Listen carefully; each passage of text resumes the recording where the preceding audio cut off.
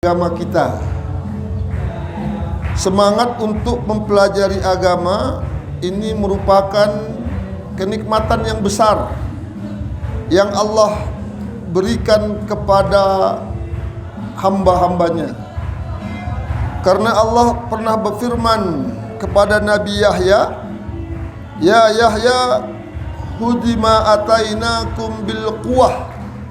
Wahai Yahya, kata Allah, ambillah apa-apa yang ku sampaikan bil quwwah, dengan kekuatan. Para ulama mengatakan bil quwwah itu adalah semangat. Kalau sudah tidak punya semangat, sudah hilang gairah, kecintaan dengan agamanya. Maka kita minta kepada Allah, ya Allah, berikan saya semangat dengan Islam, semangat untuk menjadi orang yang baik, semangat untuk beribadah, semangat untuk meninggalkan yang kau larang ya Allah. Jadi harus punya semangat. Salawat dan salam marilah kita tujukan kehadiran Rasulullah sallallahu alaihi wasallam, kepada keluarganya, sahabat-sahabatnya, dan orang-orang yang telah mengikutinya sampai hari kiamat. Jemaah kaum muslimin yang dimuliakan Allah, bahwa di dalam menuntut ilmu agama, di dalam mempelajari ajaran Islam, ini butuh pengorbanan, butuh perjuangan yang sangat kuat. Karena di kanan dan di kiri kita, di muka, di belakang, dari atas, dari bawah, setan berusaha melemahkan semangat kita untuk belajar.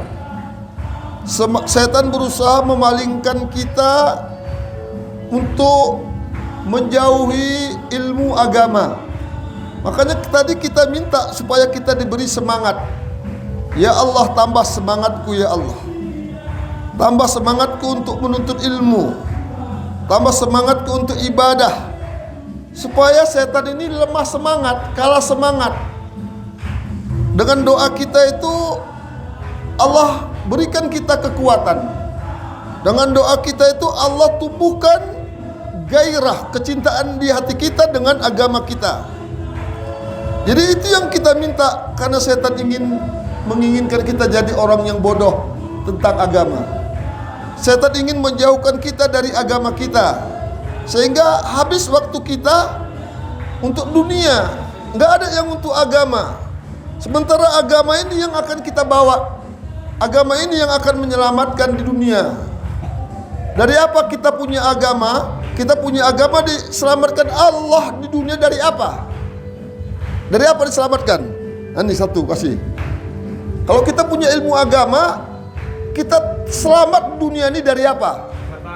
Hah? Nah, bolehlah dari kesesatan. Dari apa lagi? Hah? Dari kebodohan, boleh. Jadi kita punya ilmu agama supaya kita selamat dari kesesatan, selamat dari kebodohan. Kita di dunia terjaga dari perbuatan dosa, perbuatan haram, perbuatan yang dilarang Allah, perbuatan yang dimurkai Allah. Ini haram, kita jauhi. Ini halal, kita kerjakan. Kenapa? Karena kita punya ilmu agama. Karena ilmu itu akan kita bawa kemana-mana. Kalau kita punya harta dunia, nggak kita bawa. Kalau ilmu agama ini sampai kubur kita bawa. Dia akan menyelamatkan kita di kubur, menyelamatkan kita di alam barzah. Maka setan, iblis berusaha menjauhkan kita dari ilmu agama. Supaya apa? Kita nggak punya bekal nanti masuk kubur, nggak punya jalan di dunia untuk membedakan yang baik dan yang buruk. Nggak bisa memilih mana yang hak, mana yang batil, mana istri kita, mana istri orang, karena nggak punya ilmu agama. Dia rata semua. Semua berkaki 4 boleh dimakan kecuali meja dan kursi. Itu pun karena keras. Nah, karena nggak punya ilmu agama, rata dunia.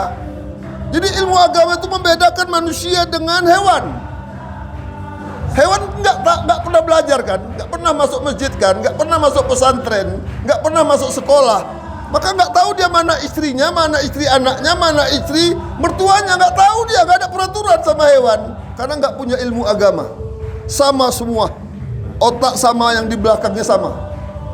Jadi kita dikasih ilmu agama, dikasih Al-Quran, dikasih sunnah, diturunkan Nabi untuk membedakan dari makhluk-makhluk yang lain. Jadi setan berusaha menjauhkan kita ini supaya kita jauh dari ilmu agama, karena kebodohan tentang Islam, kebodohan tentang Al-Quran, kebodohan tentang sunnah. Ini pintu gerbang yang mewah, yang besar untuk menyesatkan manusia. Jadi di surga itu nggak ada orang yang bodoh. Oh, nanti kan Allah silap, dicampakkannya ke neraka, tercampak ke surga. Nggak ada, Allah nggak pernah silap. Kalau kita di dunia ya silap manusia, Allah nggak ada sifat seperti itu. Maka kalau kita menuntut ilmu agama di dunia ini sekarang ini, berarti kita sayang terhadap diri kita sendiri. Berarti kita melindungi diri kita sendiri. Berarti kita menjaga diri kita sendiri. Dijaga di dunia dari dosa, dijaga di dunia dari yang haram, dijaga di dunia dari perbuatan yang mungkar, dijaga di kubur dari azab kubur, dijaga di akhirat dari azab neraka. Maka miliki ilmu agama, minta kepada Allah, ya Allah tambah ilmu agamaku, tambah semangatku untuk ilmu agama ya Allah, tambah kuatkan fisikku untuk menuntut ilmu agama ya Allah, tambah hartaku untuk menuntut ilmu agama ya Allah, mudahkan kami mendapatkan dunia untuk mendapatkan ilmu agama ya Allah. Itu minta. Jangan ilmu dunia dikasih Allah untuk menambah perbuatan dosa. Dia kaya tapi banyak dosa, punya mobil banyak maksiat, rumah mewah banyak hutang, nggak dibayar, mati. Masya Allah, ini luar biasa yang akan merugikan dia. Casingnya bagus di dunia, tapi dalamnya jelek karena penuh dengan dosa, penuh dengan maksiat. Jadi kita minta kepada Allah Subhanahu wa taala agar kita diberikan semangat, diberikan kekuatan, diberikan kelapangan, diberikan jalan untuk mendapatkan ilmu agama ini. Karena ilmu agama ini memudahkan kita menjadi orang baik. Nabi mengatakan, "May yuridullahu bihi khairan yufaqihu fiddin." Barang siapa yang diinginkan Allah kebaikan padanya, yang diinginkan Allah dia menjadi orang baik, yufaqihu fiddin, dia pahamkan, Allah pahamkan dia ilmu agama. Gak bisa jadi orang baik kalau gak punya ilmu agama. Tidak bisa jadi orang baik kalau tidak kenal Al-Quran. Tidak bisa jadi orang baik kalau tidak datang ke masjid. Tidak bisa jadi orang baik kalau nggak pernah baca Quran, nggak pernah belajar hadis. Nggak bisa jadi orang baik. Oh, ini kan baik Ustadz, walaupun aku nggak sholat tapi hatiku selembut salju. Itu gombal iblis. Gombalnya iblis gitu memang. Nggak usahlah alim-alim kali, nggak usah jujur-jujur terbujur, nggak usah lurus-lurus kurus. Nah, itu kerja iblis, membuat suat, mengkaburkan, menjauhkan orang dari kebaikan. Jadi kita hari ini kita akan bahas sekilas ya, berkenalan dengan iblis dan syaitan. Karena dua-dua ini akan memangsa, akan menggerogoti, akan merusak, akan menjauhkan, melemahkan kita dari ketaatan kepada Allah. Allah sudah katakan, inna syaitana lakum aduwwum mubin fattakhidhu aduwa. Jadikanlah setan itu sebagai musuhmu. Inna syaitana lakum aduwwum mubin, sesungguhnya setan itu musuh yang nyata bagimu. Fattakhidhu aduwa, jadikanlah dia sebagai musuh, jangan berkawan sama setan. Nah, di sini ada musuh kan Pak? Ada Pak musuh di sini? Ini ada musuh di sini. Kamu ada musuh di sini. Kamu ada musuh di sini. Kamu ada musuh. Siapa? Sekali hadiah karena ada musuh. Musuh kita ada. Kalau kita nggak ada musuh, kita merasa lapang, merasa hebat, merasa nyaman, merasa benar. Nggak hati-hati kita. Tapi karena ada musuh, kita berhati-hati. Siapa musuh kita? Setan. Allah katakan inna syaitana lakum aduwwum mubin. Sesungguhnya setan itu musuh kamu yang nyata. Bendanya nggak nyata, tapi Allah katakan dia musuh yang nyata. Fattakhidu adwa, jadikanlah dia sebagai musuh. Itu dia. Berikutnya kita dengar kata iblis. Iblis ini berasal dari kata ablasa. Ablasa itu artinya membangkang. Membangkang itu artinya putus asa dari rahmat Allah. Nggak mungkin jadi baik. Dalam kitab Al-Mu'jam Al-Wasid, iblis disebut pemimpin para setan, Ra'sus Sayatin. Jadi pemimpin setan itu iblis namanya.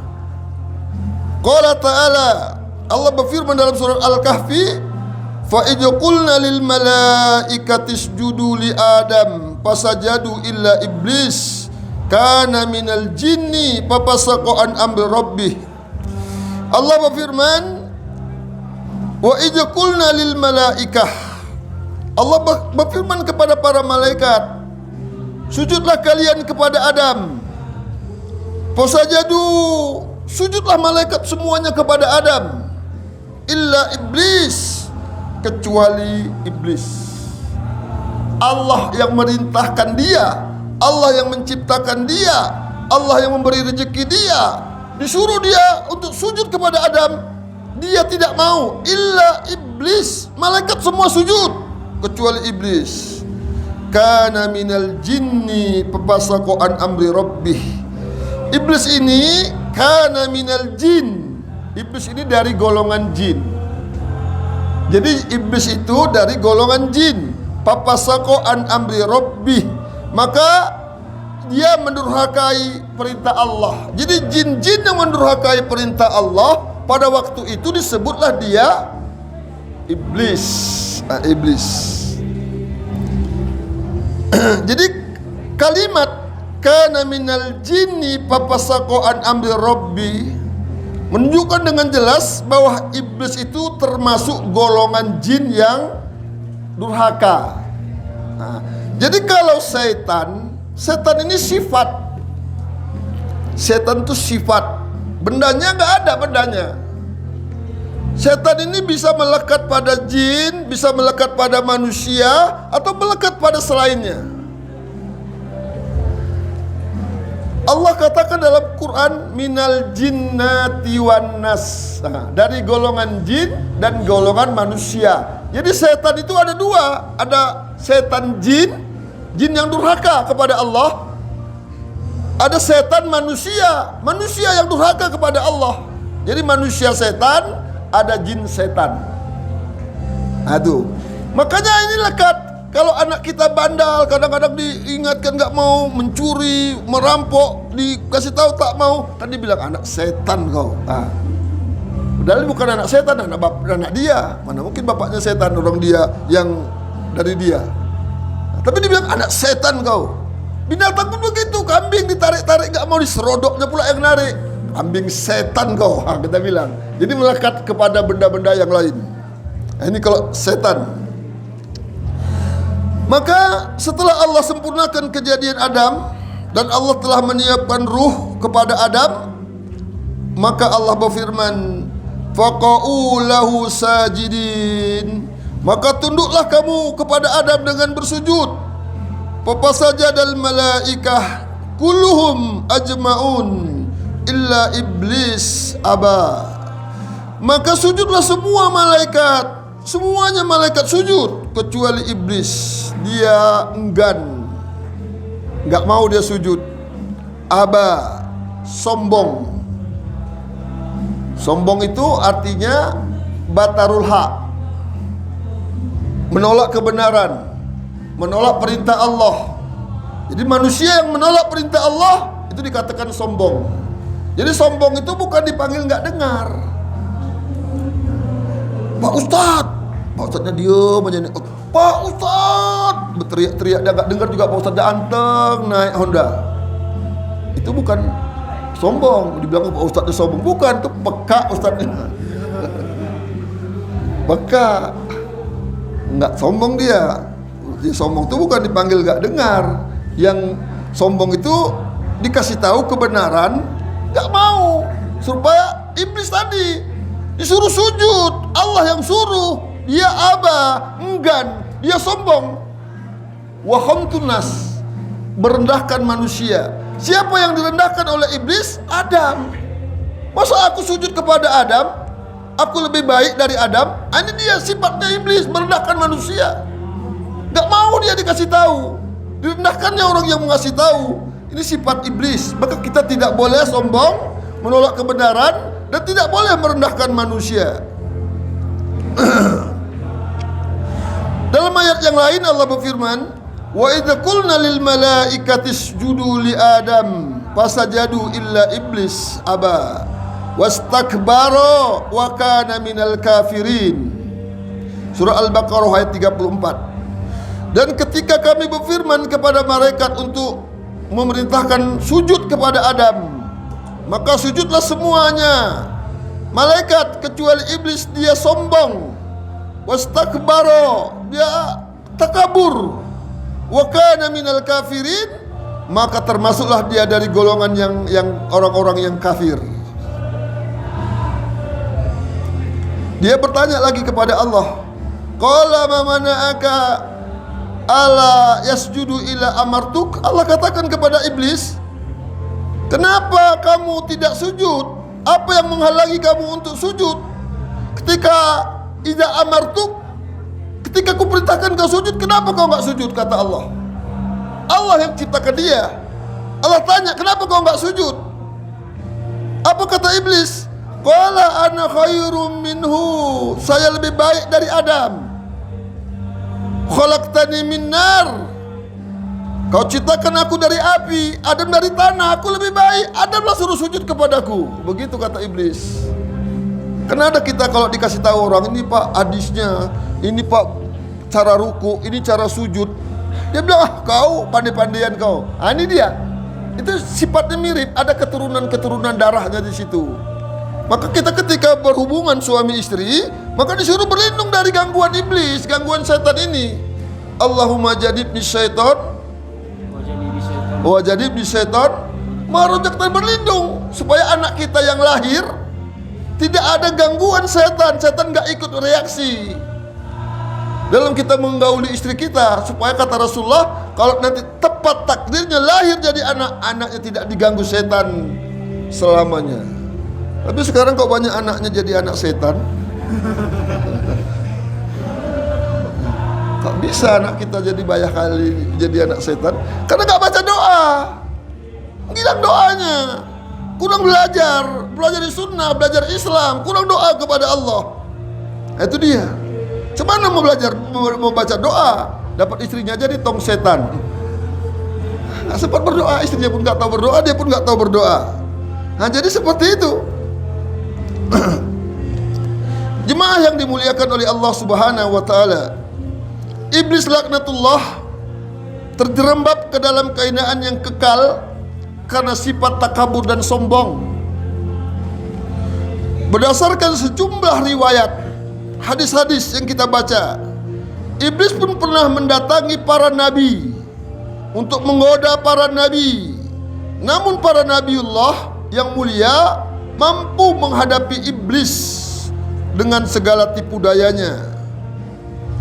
Di antaranya iblis datang kepada Nabi Nuh, Nabi Musa, Nabi Yahya, Nabi Ayub, Nabi Isa, bahkan kepada sebaik-baik hamba Allah yaitu Nabi Muhammad sallallahu alaihi wasallam. Tapi para nabi mampu menyelamatkan, menghadapi tipu daya iblis. Dengan apa dia selamatkan? Dengan apa para nabi itu bisa selamat menghadapi tipu daya iblis? Dengan apa? Dengan ilmu agama. Masya Allah, tafadhol. Dengan ilmu agama. Maka Dikatakan wa yaral ladzina utul ilma alladzi unzila ilaika min rabbik huwal haq. Allah berfirman dalam surah Saba ayat yang ke-6. Apa kata Allah? Agar orang-orang yang diberi ilmu, wa yaral ladzina utul ilma alladzi unzila ilaika min rabbik, agar orang-orang yang diberi ilmu itu melihat, mengetahui apa yang diturunkan Allah itu kebenaran. Jadi kita tuntut ilmu, kita tahu yang diturunkan Allah, Al-Quran, As-Sunnah, itu jalan keselamatan, jalan kemuliaan di dunia dan di akhirat. Mau mulia dunia, tuntut ilmu agama, pelajari Al-Quran, pelajari Sunnah. Mau mulia di akhirat, tuntut ilmu agama, pelajari Al-Quran dan Sunnah. Senjatailah diri dengan ilmu agama. Jadi ilmu agama itu senjata. Kita nggak punya senjata menghadapi musuh, apa jadinya? Musuh pakai senjata. Musuh nggak pernah istirahat, nggak pernah lelah, nggak pernah capek. Kita nggak punya senjata. Apa senjata kita untuk melawan iblis, melawan setan? Ilmu agama. Misal buka lemari keluar pocong. Tuk. Pakai apa tuh dihadapi? Ilmu agama. Kita tahu ilmu agama. A'udzubillahi minasyaitonirrajim. Terbakar kau makhluk Allah. Terbakar dia. Coba dibuat nanti kalau ada. Jangan takut, gak apa-apa itu. Inna kaidah syaitan dan do'ifa. Sesungguhnya tipu daya setan itu sangat lemah. Dia gak pernah todong pisau. Berzina kau, kata setan. Ada ditodong hidup. Pernah setan todong kita suruh berzina, suruh mencuri, suruh merampok, suruh membunuh. Pakai kelewang, dia pakai parit, gini kenyang. Ayo kau bunuh dia. Ada? Enggak. Cuma dia bisikkan was-was. Was-was ke dalam hati, ke dalam pikiran, ke dalam pandangan, ke dalam penglihatan. Was-was.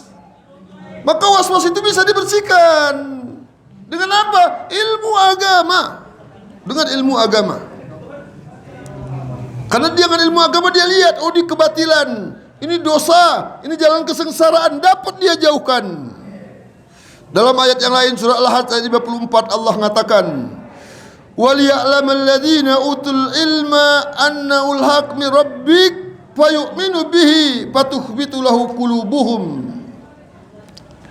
Agar orang-orang yang diberi ilmu, annahul haq, meyakini bahwasanya kebenaran min rabbik, kebenaran dari Tuhan mereka, fayu'minu bihi, dan mereka beriman dengan kebenaran itu. Beriman itu dia yakini kebenaran itu dapat membahagiakan dia. Yang haram, yang batil, yang dimurkai Allah tidak bisa membahagiakan. Tidak bisa bahagia orang dengan yang haram, tidak bisa bahagia orang dengan cara yang dimurkai Allah.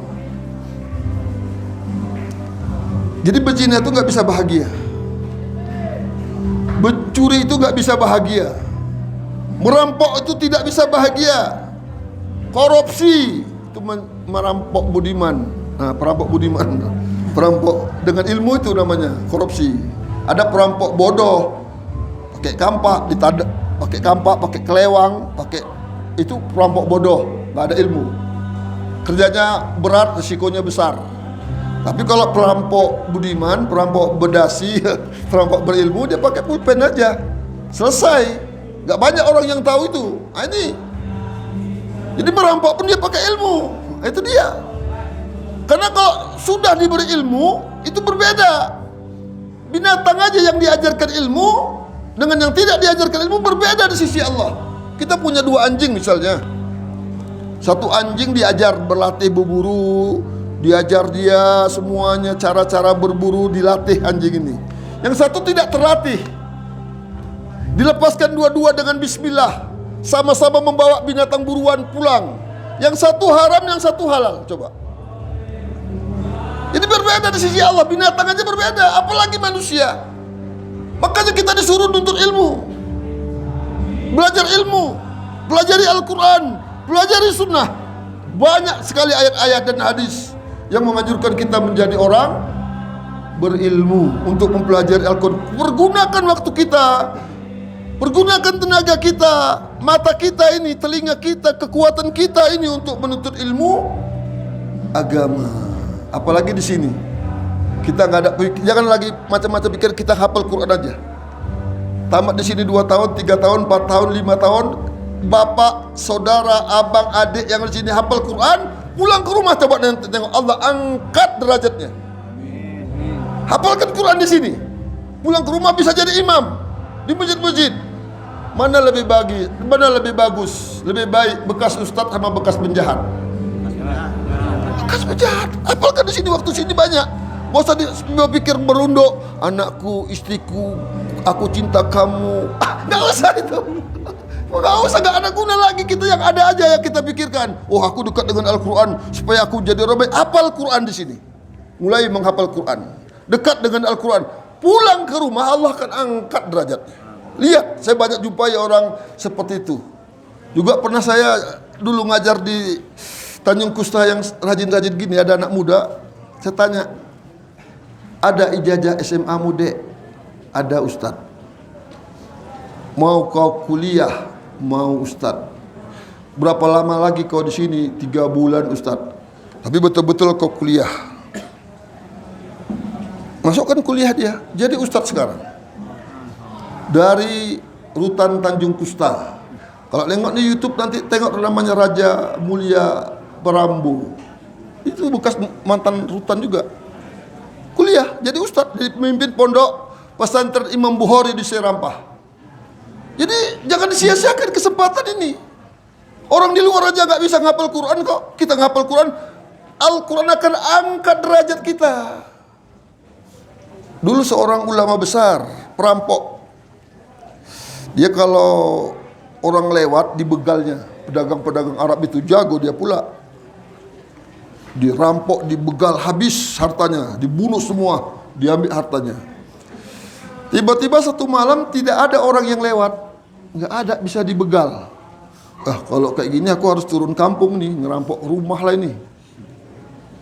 Datanginya rumah, rupanya di rumah itu ada anak seorang gadis baca Quran. Bacanya Quran sayup-sayup, dengarnya nangis dia, nangis. Tobat dia langsung jadi ulama. Itu namanya Fudail bin Iyad, ulama besar. Jadi bekas perampok. Nah, jadi bapak-bapak, abang-abang, adik-adik ini masih terbuka ini. Yang dilihat Allah itu di hari akhir hidup kita, bil khawatim, akhir hidup kita. Dulunya bekas ustadz ngajar, tiba-tiba menjadi orang yang fasik, durhaka, maksiat. Dulunya penjahat, tiba-tiba jadi orang baik. Mana yang lebih baik di sisi Allah? Iya, hidayah itu Allah berikan. Jadi jangan sombong kita, nggak ada yang sombong. Mudah sekali Allah membolak-balikkan hati. Banyak sekali kisah-kisah yang seperti itu. Banyak kali kisah-kisah yang seperti itu. Tapi bekali diri kita itu dengan ilmu agama. Dekatkan diri kita dengan Al-Quran. Al-Quran dekat. Belajari, hafal di kepala kita. Karena masuk ke dalam kubur itu Allah akan muliakan orang yang hafal Quran. Jadi hafal di sini, banyak hafal. Waktu banyak digunakan untuk dekat dengan Al-Quran. Karena kalau kita punya ilmu agama, ilmu itu akan menyelamatkan kita. Allah sudah katakan dalam surah Fatir ayat 28, innama yahsallah min ibadihil ulama. Sesungguhnya yang takut kepada Allah dari hamba-hambaku adalah orang-orang yang memiliki ilmu. Jadi untuk takut kepada Allah, untuk menjaga diri kita dari yang dimurkai Allah, bekalilah diri dengan ilmu. Kalau kita mau sayang sama anak, sama istri, bekali diri anak kita dengan ilmu agama. Bekali ilmu anak kita, istri kita dengan ilmu yang benar, ilmu sunnah Nabi Sallallahu Alaihi Wasallam. Seperti itu. Doakan ya Allah, berilah semangat anakku untuk menuntut ilmu agama ya Allah. Berilah dia hidayah, berilah dia kekuatan, berilah dia kelapangan istriku untuk menuntut ilmu agama ya Allah. Itu yang didoakan. Banyak-banyak dari sini. Jagalah ya istriku ya Allah dari segala yang kau murkai. Jagalah anakku dari segala yang haram ya Allah, dari gangguan jin dan gangguan manusia. Karena ad-du'a silahul mu'min. Doa itu senjata orang beriman. Jadi gunakan senjata itu. Jadi kita perbanyak minta diri kita untuk ilmu agama. Itu yang pertama. Yang kedua, berdoa, berlindung kepada Allah. Fasta'id billah minas syaitanir rajim. Berlindung kepada Allah dari segala gangguan setan. Berlindung. Perlindungkan diri kita ya Allah. Lindungilah diriku dari segala yang kau haramkan. Lindungi mataku dari segala yang kau murkai. Lindungilah telingaku dari pendengar-pendengaran yang menyengsarakanku di akhirat ya Allah. Jaga jasadku ini dari yang haram. Jaga mulutku ini dari perbuatan yang haram. Minta kita dijaga Allah. Karena barang-barang haram itu kalau masuk ke tubuh melemahkan saraf menerima kebenaran. Payah ngapal Quran, payah diberi nasihat, payah untuk datang ke majelis. Kalau datang pun nanti jadi ngantuk, lemah sarafnya lemah, nggak bisa kuat dia. Dicas pun jadi lama-lama jadi soak. Kalau udah masuk yang haram, maka itu istighfar. Yang kita lakukan dulu banyak masuk yang haram. Kita bisa WA, Pak aku yang mencuri ayam jago bapak dulu Pak. Maafkan aku Pak, aku sekarang udah di penjara. Maafkan aku Pak, aku udah bertobat. Minta itu dosa manusia. Ada yang kayak gitu kemarin. Datanginya, tobat dia datanginya Pak, tetangganya. Hilang ayam tetangganya satu kandang, dia yang curi. Datang dia udah keluar. Bu, maaf ya Bu, ibu jangan marah. Kenapa? Dulu ayam ibu hilang sekandang kan? Iya, aku yang curi Bu. Maaf Bu, aku sekarang udah sadar Bu. Ya udah nggak apa-apa, yang senang aku baik kau katanya. Nggak apa-apa, itu dosa. Harus sama manusia diselesaikan. Itu membuat rusak saraf kita. Segala dosa. Jadi catat di double folio. Dosanya banyak apa enggak? Aku mencuri, aku ini, aku tobati satu-satu. Ya Allah aku berzina, ampuni ya Allah. Tobat aku ya Allah. Satu centreng. Ya Allah aku mencuri ya Allah, ampuni dosaku ya Allah. Nanti kalau jumpa aku tahu aku minta ampun sama orangnya ya Allah. Centreng. Itu kalau nggak minta ampun, nggak tobat, nggak diampuni Allah. Kalau kita sudah tobat kepada Allah, usaha kita sudah cari dia nggak jumpa, itu sudah diampuni Allah. Allah lihat sesuai usaha kita. Kita bangga-bangganya. Alhamdulillah nggak jumpa lagi, hutangku nggak kubayar lah, dia udah mati. Nggak beruntung itu, bukan beruntung itu kerugian. Jadi catat, tobat, karena dosa ini juga bisa menghambat kesembuhan seseorang dari penyakit-penyakit. Karena Nabi mengatakan dau maratakum, bisa kau obati orang yang sakit dengan banyak sedekah. Jadi kita banyak penyakit, tobat, ingat ini semua tadi dicatat. Contreng, sampai habis hari ini. Hati itu pun jadi lapang. Jadi enak kita beribadah kepada Allah Subhanahu wa ta'ala. Jadi banyakkan perlindungan. Banyakkan perlindungan dari gangguan setan ini. Karena setan berusaha menghalang-halangi kita dari ketaatan kepada Allah Subhanahu wa ta'ala. Yang ketiga, berdoa kepada Allah. Berdoa kepada Allah agar Allah berikan kemudahan di dalam meninggalkan yang haram. Berdoa kepada Allah, Allah jaga dari gangguan setan, gangguan jin dan manusia. Selalu doakan anak dan istri kita, ya Allah selamatkan istriku, selamatkan anakku, lindungi anak dan istriku ya Allah. Aku gak mampu melindungimu ya Allah. Aku gak mampu melindungi anak dan istriku ya Allah. Lindungi anak dan istriku dari gangguan jin dan manusia ya Allah, dari perbuatan-perbuatan yang haram, dari gangguan-gangguan kemurkaan yang disebabkan oleh jin dan manusia. Kadang-kadang gangguan jin ini penting juga kita lindungkan. Karena jin ini bisa masuk ke tubuh manusia, membuat pikiran-pikiran yang kotor oleh manusia. Maka kita sering minta perlindungan kepada Allah, berlindung, berdoa kepada Allah.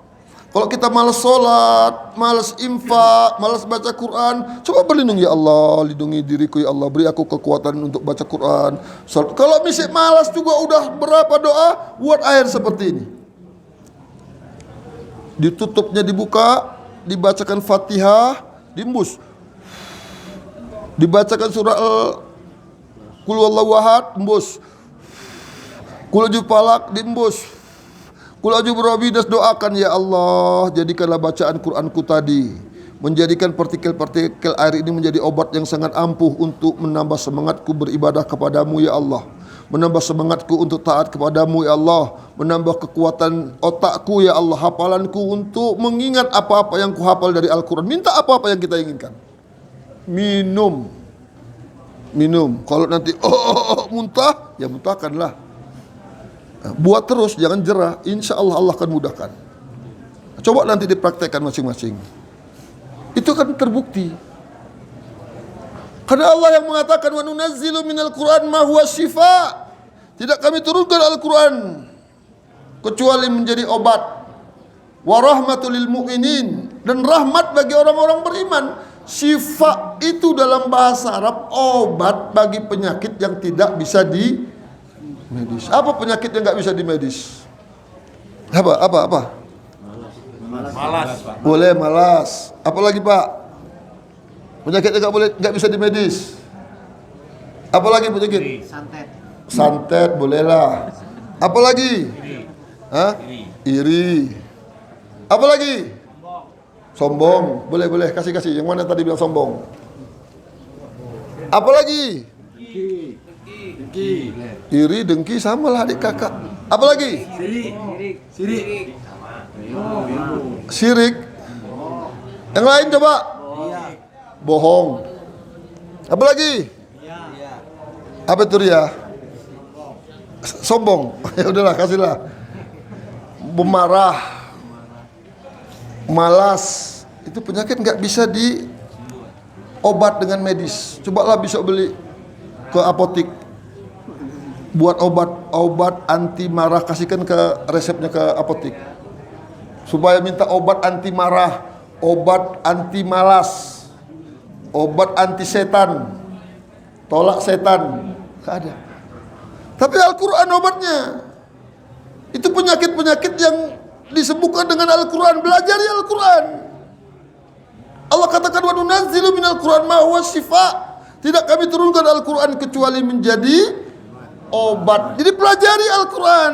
Penyakit dengki, penyakit sombong, penyakit malas itu akan hilang, sirna berangsur-angsur. Pelajari Al-Quran dengan benar.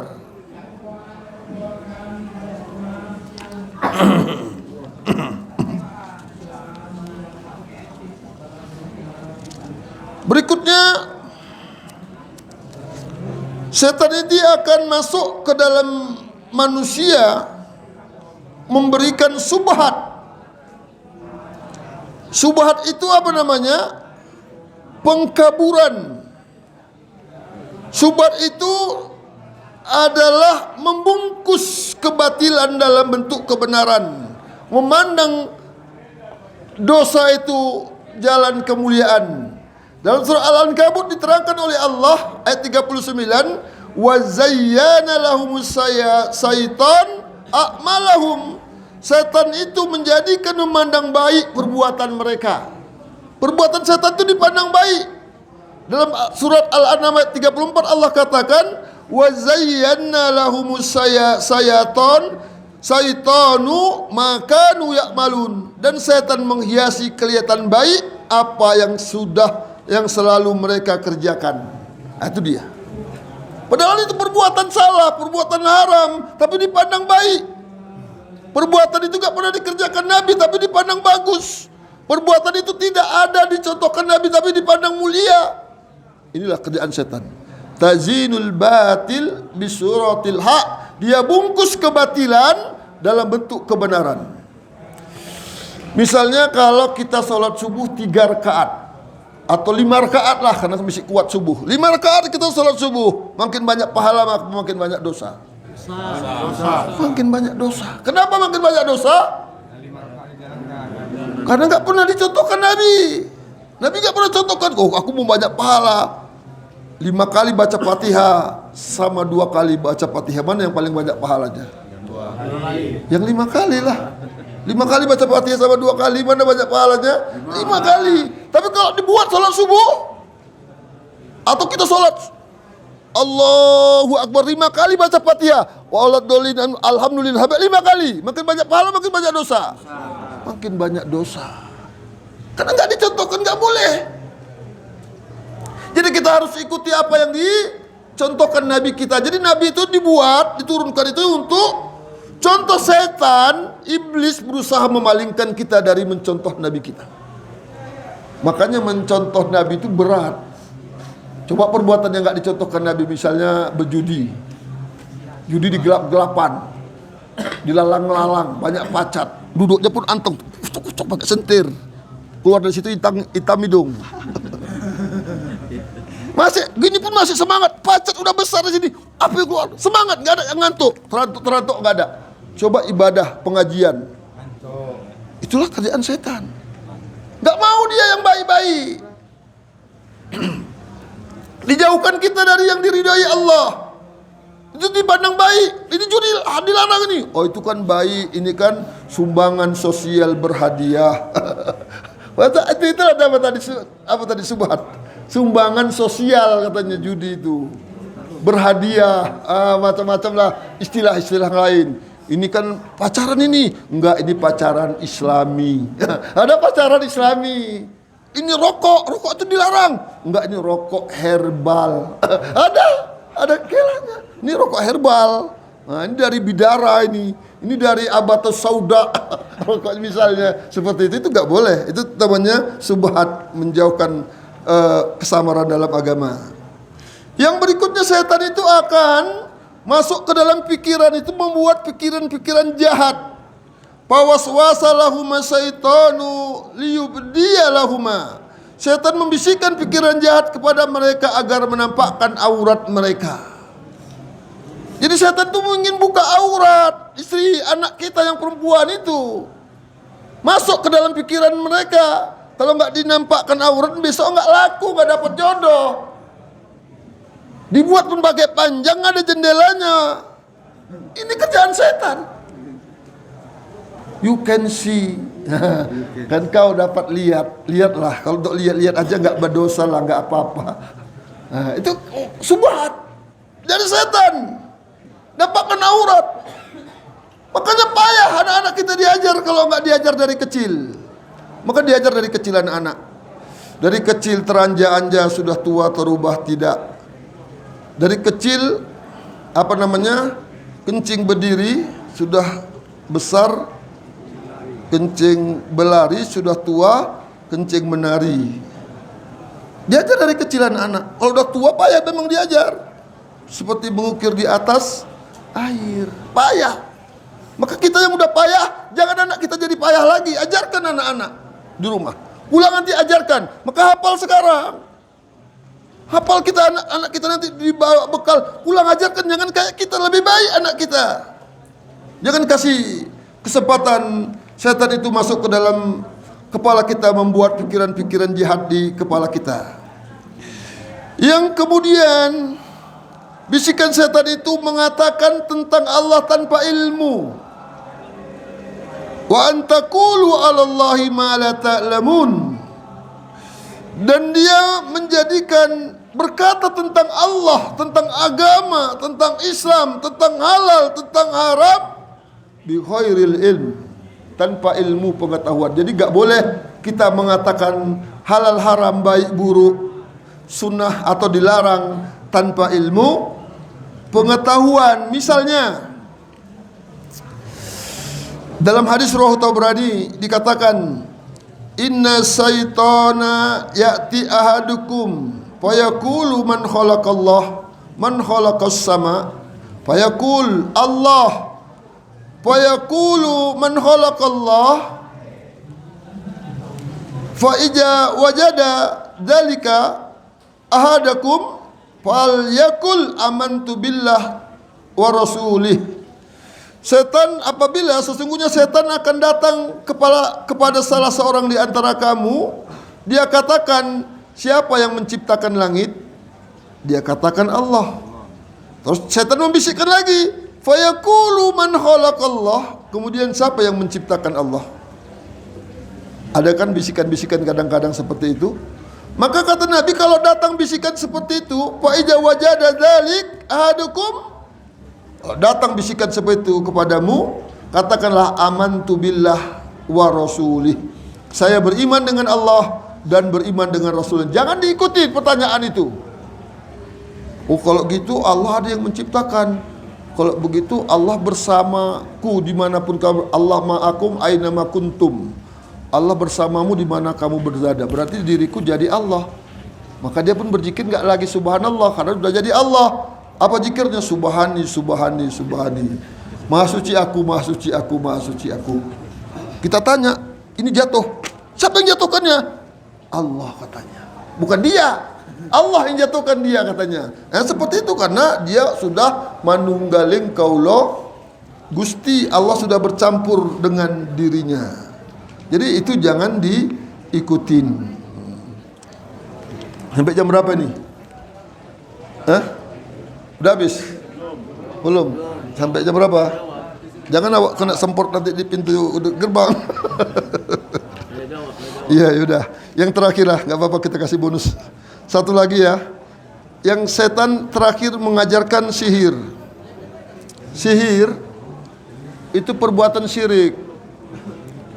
Sihir itu bagian dari perdukunan. Itu ujung terakhir dari dosa perbuatan syirik. Karena setan gak ingin kalau manusia belum berbuat syirik. Ujungnya bagaimana manusia itu jatuh ke syirik, itu yang diinginkan.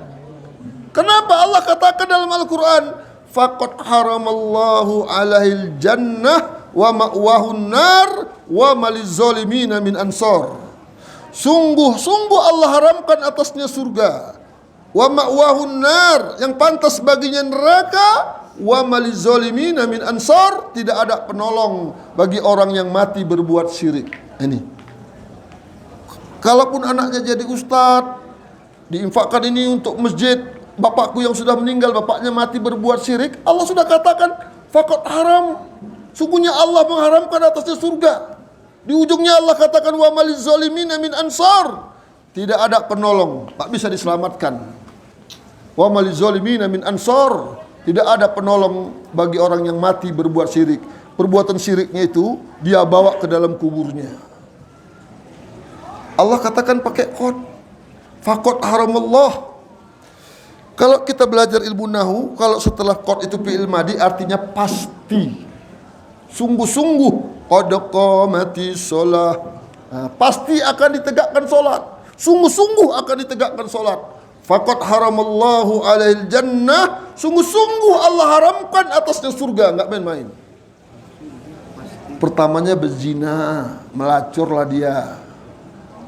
Besok melacur, makin tua nggak laku lagi. Bagaimana?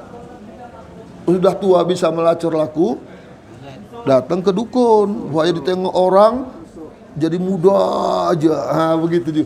Pertama dia mencuri, tangkap gebukin. Besok mencuri, tangkap gebukin. Bagaimana dia mencuri supaya nggak ketangkap? Datangin mbah dukun.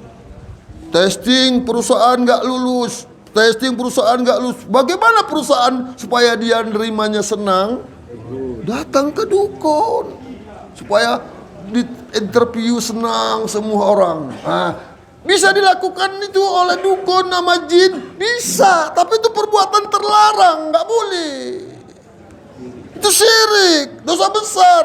Para ulama membuat dalam kitabnya kitab Al-Kabair, itu yang pertama adalah dosa besar perbuatan syirik. Tadi sudah ancamannya 3 dalam satu ayat. Allah nggak pernah mengancam 3 dalam satu perbuatan kecuali perbuatan ini. Maka ini otaknya.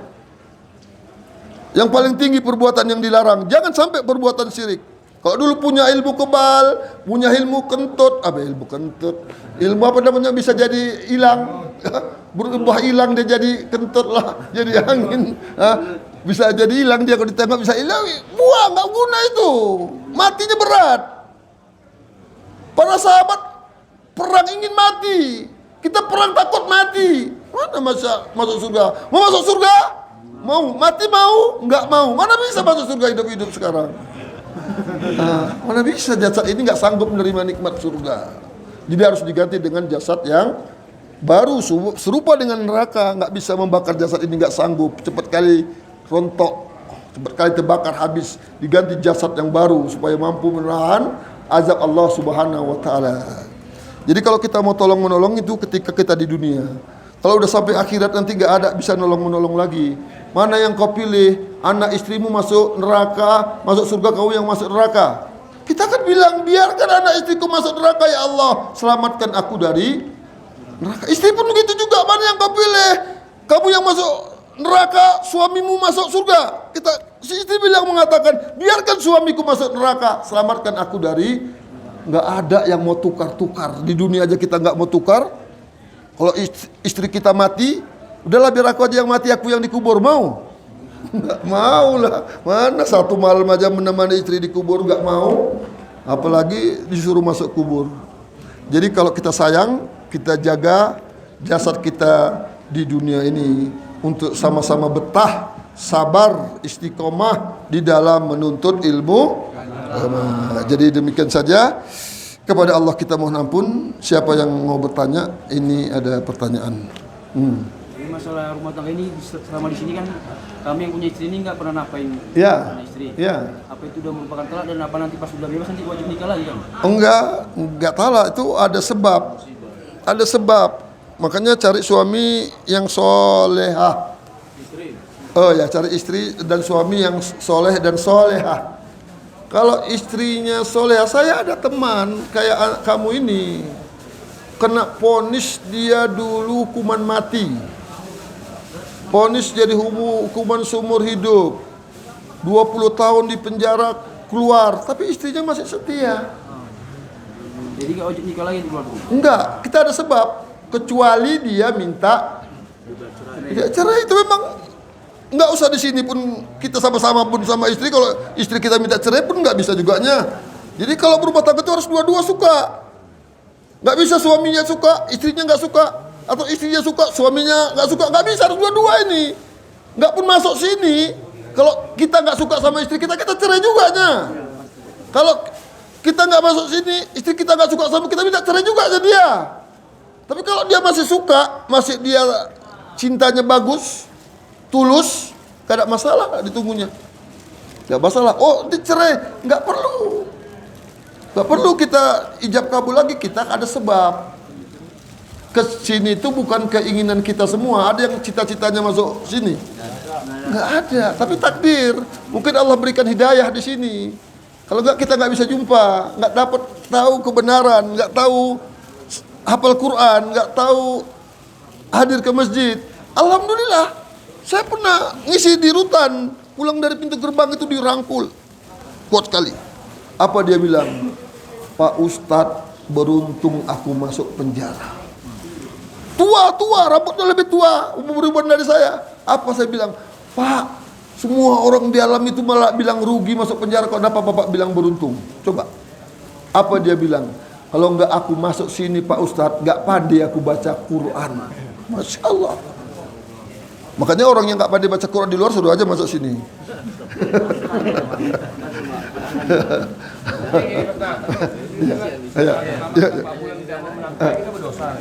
Iya, kalau ada sebab. Kalau kita sebab.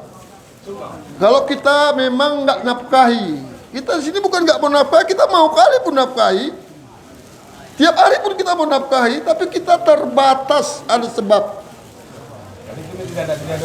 Oh, nggak ada. Dosanya yang lalu lah, dosa sebab masuk sini. Saat ini enggak, kita bertobat. Tobat. Enggak itu. Oh, nanti misalnya istri tak minta cerai, selingkuh, nyeleng, ceraikan. Allah akan ganti yang lebih baik. Kalau kita karena Allah. Intan surullah yansurukum. Kalau kau tolong agama Allah, Allah akan tolong kamu. Tapi perpisahannya karena Allah. Jangan karena ulah. Pulang nanti ngulah lagi, jangan.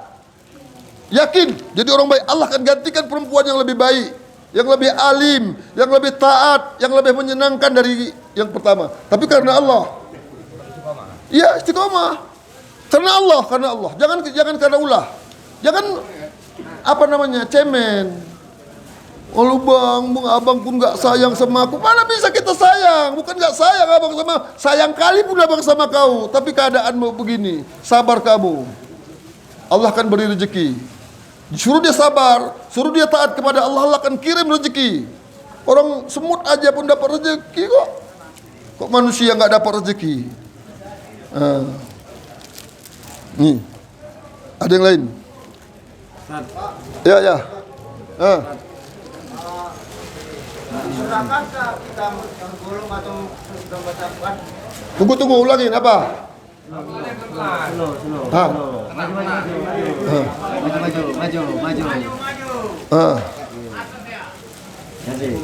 Assalamualaikum. Sudahkah kita itu sebelum atau sesudah membaca Quran itu kita cium apa? Al-Quran dari Oh, diciumnya Quran. Kasih roti dulu kamu, biar sedap. Satu lagi Pak Ustaz. Iya. Sohikah ada hadis mengatakan tahun 1500 Hijriah itu bakal kiamat. Oh, kasih lagi ya dia.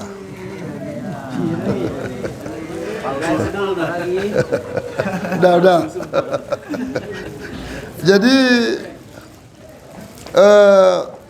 kita tadi bilang ikuti apa yang diajarkan Rasulullah Sallallahu Alaihi Wasallam. Dia mencium Quran itu bukan hakikatnya menyembah Quran, bukan. Sama dengan orang yang mencium sujud kepada ini, bukan kita cium ini menyembah Hajar Aswad, cium Hajar, bukan menyembah Hajar Aswad. Karena itu sunnah mencium Hajar Aswad. Ada sunnah yang dicontohkan oleh Nabi. Umar bin Khattab mengatakan, "Ya Hajar Aswad, kau ini batu biasa, tidak ada bedanya dengan batu-batu lain. Kalau saya tidak lihat Rasulullah mencium kamu, kamu tidak saya cium." Mencium Quran ini apakah ada Nabi pernah buat? Nabi baca Quran. Satu malam para ulama, para sahabat berulang-ulang hafal khatam Quran. Oh, dulu kan nggak ada Quran, ada di zaman Nabi Quran itu. Ditulis di kulit-kulit, di pelepah-pelepah, di batu-batu, nggak pernah dicium habis walad dolin. Gitu kan, tentu ada keterangannya. Jadi kalau ada orang mencium, jangan dulu disalahkan. Jangan, kok bisa, jangan. Tanya dulu bagus-bagus. Kasih kayak tadi, kasih roti, kasih sate, tanya bagus-bagus. Pak, tadi Bapak saya tengok mencium Quran. Bapak ada jumpai dalilnya Pak, contoh dari Nabi. Kita udah kasih sate dia, nggak marah dia tuh. Tapi kalau kita dari jauh tanya, Bapak bijak sesatnya, ditepoknya kepala kita. Jadi bagus-bagus, tanyanya bagus-bagus. Kita maunya orang itu dapat hidayah. Bukan malu dia, enggak. Kalau dia cium Quran di depan ramai, jangan di depan ramai ditanya. Datangi diam-diam, kasih tadi sate, kasih uang, kasih buku, supaya dia tenang. Mana Pak keterangan? Oh, nggak tahu, aku lihat, aku ikut-ikutan orang. Ini ikut-ikutan orang. Nah, baru kita terangkan, Pak, di buku ini ada Pak. Nggak ada contohnya. Begitu. Kalau dia nggak tahu, kita tunjukkan dia supaya tahu. Jangan kita pura-pura tidak tahu. Nah, itu dia. Yang kedua tadi tidak ada hadis itu memang, tapi itu diperselisihkan ulama. Nggak boleh menetapkan seperti itu. Nggak ada yang tahu tentang yang akan datang kecuali apa yang telah ditetapkan oleh Nabi Sallallahu Alaihi Wasallam. Ada yang lain? Assalamualaikum Pak Ustaz. Waalaikumsalam. Saya mau nanya Pak Ustaz. Iya boleh. Kalau kita udah berwudu, Ya. sedang berwudu, udah keadaan berwudu nih. Makan daging bakar itu batal apa enggak, Pak Ustaz? Ya. Makan daging bakar nggak batal. Daging bakar nggak batal kecuali kamu makan daging unta. Daging unta suruh berwudu lagi. Daging unta. Tapi kalau daging bakar nggak ada masalah. Kalau daging unta batal. Iya, itu ada keterangan. Nggak boleh sholat di kandang unta, di kandang kambing boleh. Begitu. Jadi kita harus ikuti dalil. Mana ini kita tunjukkan bukunya ini hadisnya. Itulah agama. Ini mana keterangannya? Ikuti dululah kau. Nanti kau akan tahu. Nanti aku tanyakan sama guruku. Tanya sama gurunya. Mana dalilnya nih Pak? Ikut aja, kau jangan banyak tanya, durhaka kau nanti. Nah, itu gak betul kalau ada guru yang seperti itu. Hah? Nah, kita kalau udah beruduk, Oh, kasih lagi bukunya, boleh kali. Iya, nggak apa-apa. kalau kita sudah beruduk menyentuh istri kita, batal nggak Ustaz? Kalau kita beruduk menyentuh istri, batal apa tidak? Ya, kalau istri sendiri nggak apa-apa, istri orang. Jadi begini. Dulu Nabi SAW ketika perang. Halo, tenang. Memang kalau sentuh menyentuh ini kok semarak ya. Jadi ketika Nabi perang, Nabi biasa itu kalau pulang sholat 2 rakaat di masjid. Sholat dia di masjid. Rumah Nabi gempet dengan rumah Aisyah. Yang di makam sekarang itu rumah Aisyah itu. Jadi saking rindunya, namanya perang, nyawa loh taruhannya. Kalau kita perang, istri kita pasti rangkul itu kalau kita selamat. Tanya tentara-tentara itu yang pergi perang. Nah, pasti dipulang, wah lompat itu, ngejar. Ditembaknya Nabi sholat, lihat Qabil itu sentuh, dicium. Di situ bukan dicium pipi lagi, cium bibir, kata para ulama, nggak batal. Nah, coba. Tapi jangan lama-lama ciumnya ngeri, batal lah. Sampai terjatuh di sorong jatuh. Terus kalau hadis yang kedua, ketika Aisyah terbangun dia gini-gini, tersentuhlah kaki Nabi. Nabi sedang sholat. Nabi tidak ulangi sholatnya. Nabi tetap terus sholat. Kalau tentu itu batal, tentu Nabi batalkan, dia beruduk lagi. Nah, jadi ada banyak hadis-hadis yang senada seperti itu. Ada yang lain? Sholat sambil lirik gimana Ustaz? Sholat melirik. Memang mungkin gerakannya seperti itu enggak? Maka ditanya orang yang melirik. Jangan-jangan dia ada penyakit saraf. Maka nggak bisa dinilai amalan orang. Jangan kita contoh. Tunggu dulu, tenang. Jadi kalau kita lihat amalan orang, jangan diponis, dinilai, ditunjuk, nggak boleh. Tanya dulu bagus-bagus. Namanya di Iqamatul Hujjah, tanya dia bagus-bagus. Jadi kalau termasuk ustadz, jangan ustadznya nanti mereng sholat, kalian mereng semua. Tanya ustadz kenapa mereng? Oh rupanya ustadznya babisul. Ya mereng lah ustadznya sholat. Jangan diikuti. Kenapa? Ustadz itu mereng, gue tengok. Ustadz itu orang Sunda loh. Enggak, jangan diikuti ustadz. Tanya dulu. Nah itu tadi, kenapa melirik-lirik? Aku nggak bisa pak, aku memang mataku begitu. Nengok ke depan pun aku melirik. Ya, itu kan ada orang seperti sakit saraf. Itu nggak apa-apa. Memang harus gitu dia. Kalau nggak sakit saraf dikasih tahu, bagus-bagus kasih tahu, dek, pak ini dalam buku kitab, ada kitab bukunya namanya kitab Qaulul Mubin fi Khata'il Musallin karangan Mansur Hasan Salman. Di situ diterangkan kesalahan di dalam sholat. Maka tadi disuruh sujud mata itu ke tempat sujud. Sujud dengan 7 anggota, sujudnya hati kepada Allah, bukan ke Baitullah, enggak. Sujud hati kepada Allah, sujud mata ke tempat sujud anggota badan ini ke kiblat, ke Ka'bah. Jadi ditanya, oh kok kenapa lirik? Ini bukunya dilarang. Nah, begitu, kasihlah kok gitu. Ayo Pak, silakan Pak. Waalaikumsalam warahmatullahi wabarakatuh.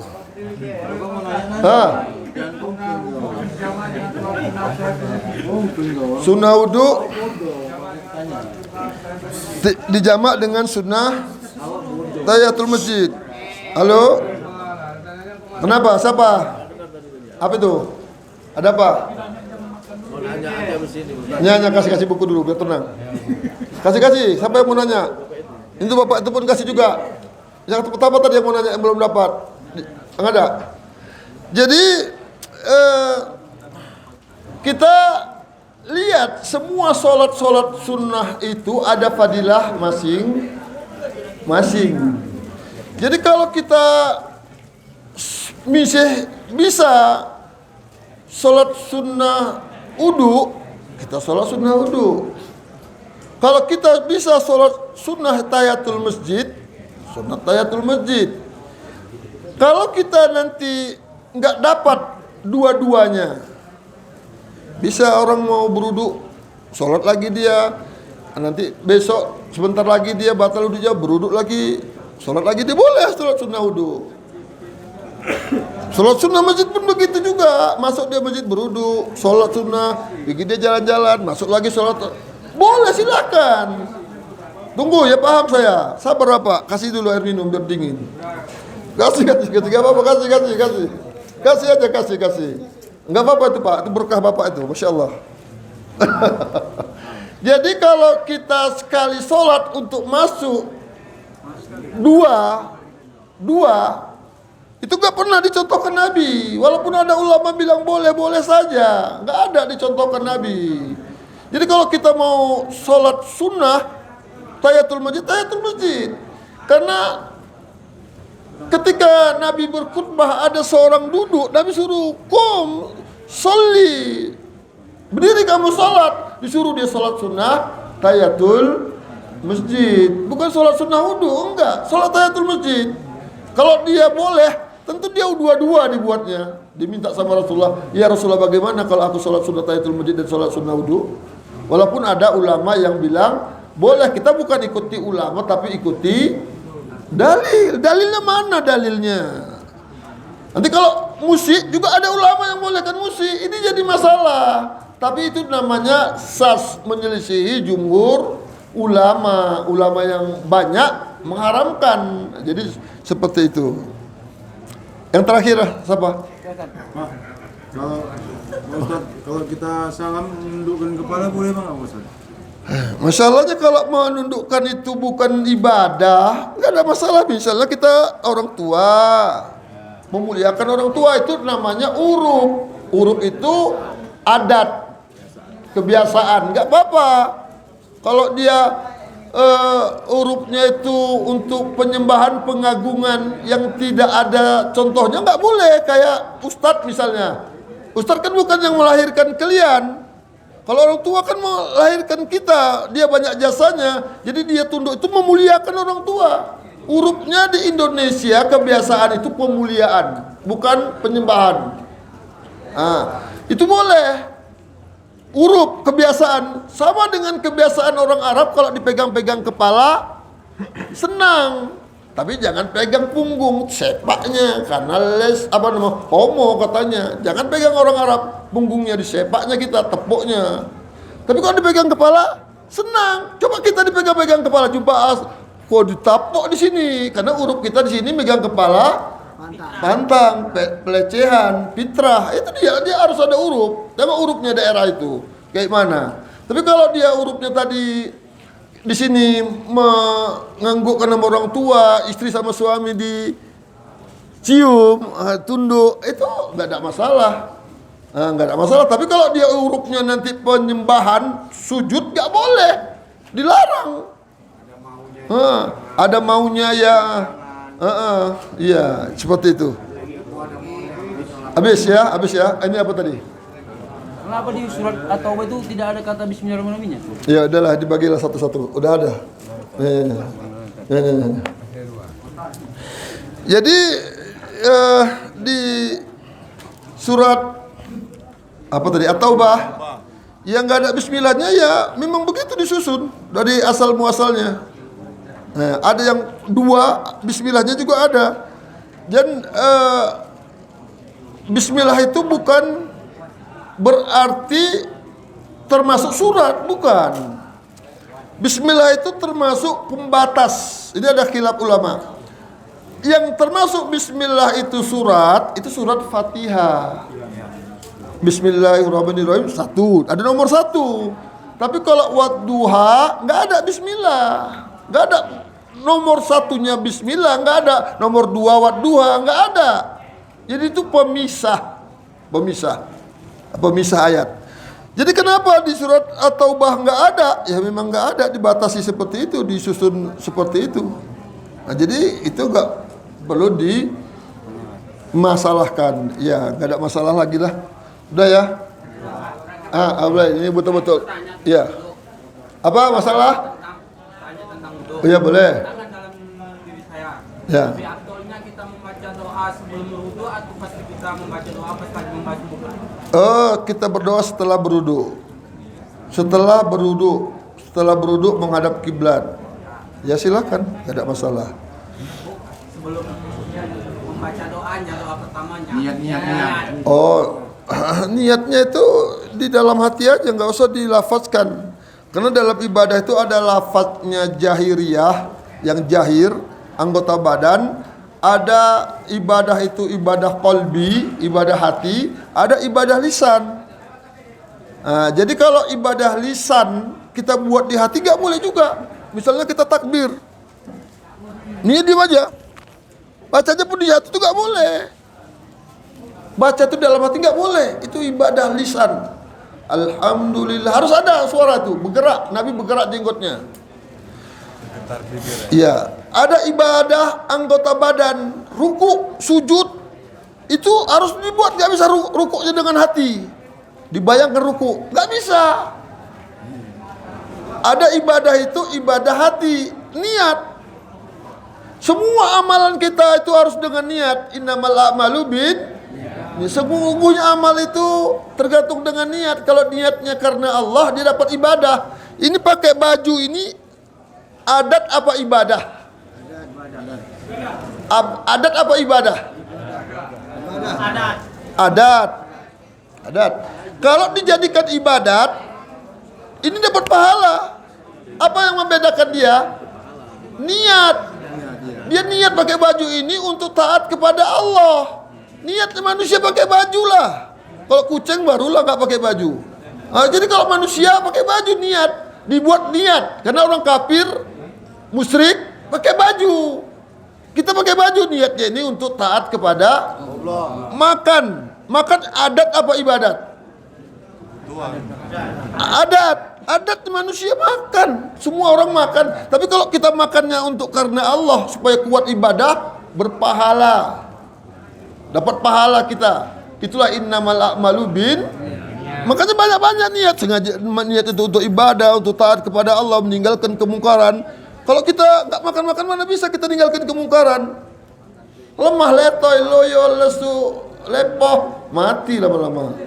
Nah, jadi seperti itu. Jadi kalau ibadah yang lain, sholat, itu niat itu ibadah hati. Karena para sahabat tidak pernah ada yang terdengar melafazkan niat. Nggak pernah ada. Kalau ada tulisannya dalam hadis. Oh, ini kalau nggak ada, jangan buat. Karena asalnya ibadah itu haram kecuali ada dalil, ada contoh, ada keterangan. Asalnya masalah duniawiyah, ibahah, mubah, kecuali ada larangan. Jadi masalah ibadah tunggu contoh, tunggu perintah. Masalah larangan tunggu.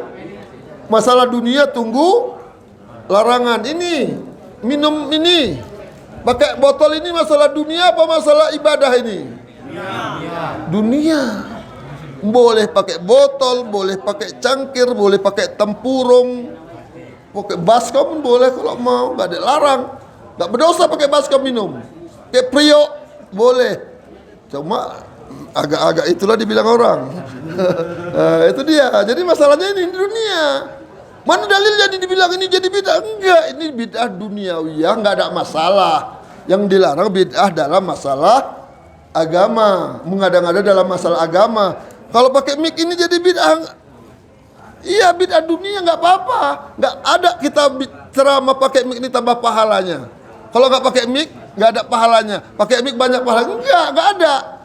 Ini tunggu larangan. Apa larangannya? Jangan dibuat yang dilarang Allah, karaokean lah, diskotik, nggak boleh. Ini apa larangannya? Minum ini, tangan kiri, nggak boleh tangan kiri, karena ada larangan. Makan dan minumlah kamu dengan tangan kananmu. Sesungguhnya setan itu makan dan minumnya dengan tangan. Ya, demikian saja kepada Allah kita mohon ampun. Semoga ada manfaatnya. Subhanaka Allahumma wa bihamdika asyhadu an la ilaha illa anta astaghfiruka wa atubu ilaih. Assalamualaikum warahmatullahi wabarakatuh.